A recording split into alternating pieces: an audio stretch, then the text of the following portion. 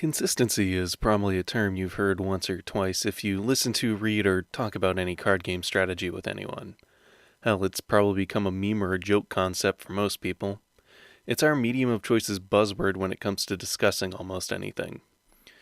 Good decks are always consistent. How does this help your deck's consistency? Is this card consistent enough?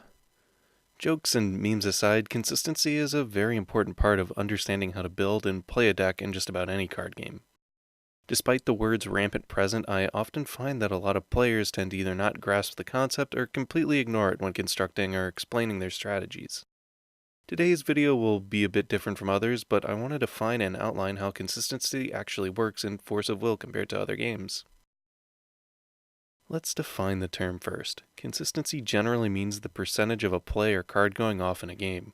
A consistent deck is one that can reliably assemble all the parts of its combo or win condition in a quick or effective manner. An inconsistent deck is one that has a difficult time assembling its pieces and often struggles or has to live play by play to get by. In general, you want your deck to be consistent because it means your potential play each turn goes off unhindered or without causing you to have to think off the top of your head every turn. To illustrate this, think about a deck like Early Raya Cluster Fair. His turn 1 options were either playing Sacred Elf, Spirit Caller Elf, or Tama. Two of these serve the same opening play, which is to create a lead on resources either through Sacred Elf being able to generate will, or by having Spirit Caller and her token recover a stone through Favor's effect. If Favor chooses not to run these cards, he loses consistency in gaining his turn 1 lead that gives him such a huge advantage. Talking plays is just the tip of the iceberg though, so let's delve into a few ways to help make your deck more consistent. Deck size is very important when it comes to crafting a viable strategy. The general consensus is that the closer you keep your deck to the minimum size, the better. The more cards in your deck, the harder it becomes to know when a specific card is going to pop up. Force of Will is built off its early game, so being able to reliably pull off your turn 1 and 2 plays is important. Force of Will's minimum card count for the main deck is 40 and its maximum is 60.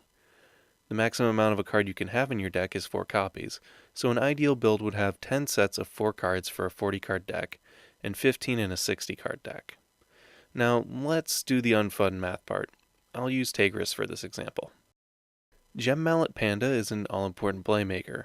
He generates extra gems for your resources, and can also be used as a will dork to put you ahead on curve for the following turn. If we assume that Mallet is a 4 of the 40 cards in your deck, we can break down our chances of opening with him as such. There's roughly a 1 in 10 chance you'll see him in your opening hand of cards, or 10%. If you don't see him and then mulligan all 5 to the bottom of the deck to draw 5 more cards, you have roughly an 11% chance of seeing him in those.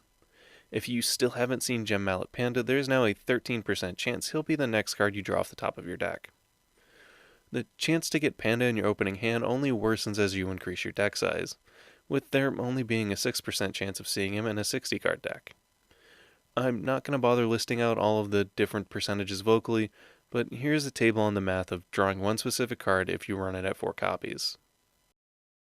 Your chances of opening with the specific card you want are pretty damn low, but what if you increase the amount of available turn 1 plays? Most decks tend to run more than one type of 1-cost card. Some even run copies of cards that have the same stat line or similar effects just to ensure that things go smoothly. While another mana dork like Acolyte of the Sun will serve a similar function to Mallet's ramp, I would argue that having more pandas will benefit the deck since it plays into Tigris' abilities as well as that of his main boss monster. So let's add in Technique Gem Warrior, who comes with Barrier and gains a stat boost while you control another panda, Tigris included. The math isn't too difficult to grasp here. Doubling our number of playable cards on turn 1 has doubled our chances of getting a turn 1 play. Likewise, if we add another option to that mix, we suddenly triple our potential opening plays. While there's no real answer on the optimal best layout for cards by cost, a good breakdown for people who are just starting to learn how to deck build would go something like this. At least 16 1-cost cards, 12 2-cost cards, 8 3-cost cards, and then 4 cards that are over 3 cost. This makes a decent starting place and is easy to alter around as seen fit. Note that these numbers assume that every card is a 4 of in the simplest arrangement possible. Next, let's talk about ratios, since you don't always want to run everything at 4, even if that really does sound like the ideal. Plenty of decks shy away from the running 4 of everything strategy. While it increases your chances of getting things that you need the most, what if your deck needs more than 10 unique cards? Knocking less important cards down to 2 or 3 copies is standard when you want to run more options in your main deck. 4-ofs are typically cards you always want to see and are never bad to have in hand. 3-ofs are like 4-ofs but typically cost a little bit more, and 2-ofs are cards that you have ways to ensure getting out through means such as search effects or other gimmicks that typically don't require you to run multiples to see them. This is all just speaking from feeling though, so what are the exact chances of pulling a specific card based on how many copies you have? Here's a table with some of the metrics at your chances of drawing a card based on how many copies you're running. We already covered the 4-copy math with the previous discussion, but you can really see how your chances to pull a card change when you only take out 1 copy. These percentages once again only get worse the more total cards you have in your deck, with there only being about a 1 in 100 chance of drawing a card at 1 copy in a 60-card deck. Keep in mind that just because the math under the 4 copies column is the highest, doesn't mean it's the best. Do you really want a card like Pharaoh's Command or Archmage Welser at 4? Drawing them can end games, but their costs are exceptionally high. Welser has a one-off ability that can play for cheap, but after that you have to wait till you have 7 will to cast him, unless you have other gimmicks to work around him. Cards like these are generally better at 2 copies. Mathematically, by the time you go through half your deck, you'll have the same chance of drawing them as you would a 4-of when the match starts. Going through 20 cards is also a lot easier than you would think. A draw and full mulligan already cuts you through 1/4 of your deck, and chances are you'll have other options to help you thin your deck out. Speaking of those, let's talk about deck thinners. Deck thinner is a term I like to use for cards whose purpose is to either draw, mill, or search for things from your main deck. Thinners come in a variety of options, some even dedicated to just drawing cards. In games with less restrictive resources like Pokemon or Yu-Gi-Oh!, cards that thin, search, or draw are typically limited or capped in some way because of their potency. Force of Will and Magic are a bit different since they rely on a resource system to do literally just about everything. You typically want your thinner to provide something outside of just getting cards from your main deck. The most popular thinner from the previous format was Tama, a 1-cost green resonator that drew a card when it entered the field. Tama gives several instances of utility outside of just his draw.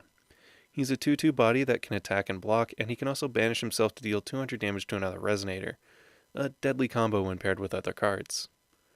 Compare this to something that just says draw 2 cards.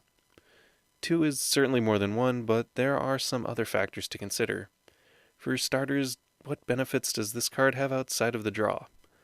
Like I said before, Tama gives you a body and damage outlet, and even a card like Dragonlord's Breath comes with the benefit of removing things from the field on top of its draw. Adding more cards to your hand doesn't mean much if you gave up your play for that turn to do so. Also, giving up board or hand pressure by wasting away will on cards that can draw will always come back and bite you later because you weren't able to keep up in pace with your opponent. The math behind thinning is pretty simple. If you have a card that says draw 1 card or search your deck, you can consider that a -1 in your total deck size. Deck thinning is one part of why Time-Spinning Witch is so powerful now. It's very difficult to deny her access to her combo pieces because of how easily she can draw into them. It's not far-fetched at all to say that her deck is closer to 20 or 25 cards in size instead of 40 because of how much it draws. Thinning doesn't have to just be cards that let you draw though, and it can also come from search effects. Kirik is one of the best deck thinners in the game at the moment thanks to his ability to pull a battle art from his top 5 cards for relatively low cost. Even with a once per turn restriction, a Kirik player can effectively have stacked their entire deck by turn 5, and will know everything they draw, assuming they don't play a card that forces them to shuffle. Thinning through draw and search power is so powerful that it often defines a meta. Most of the strongest rulers in each cluster either had a way to capitalize on drawing or searching for cheap, or mixed well with archetypes that did it independently. Consistency is one of the main building blocks of deck construction. Knowing what ratios to run cards at, the proper size for your deck, and even what cards provide worthwhile returns can be the difference between bottom of the barrel and top 8 cut. This, along with other fundamentals, are essential to becoming a better player in both Force of Will and any other random chance game you choose to play.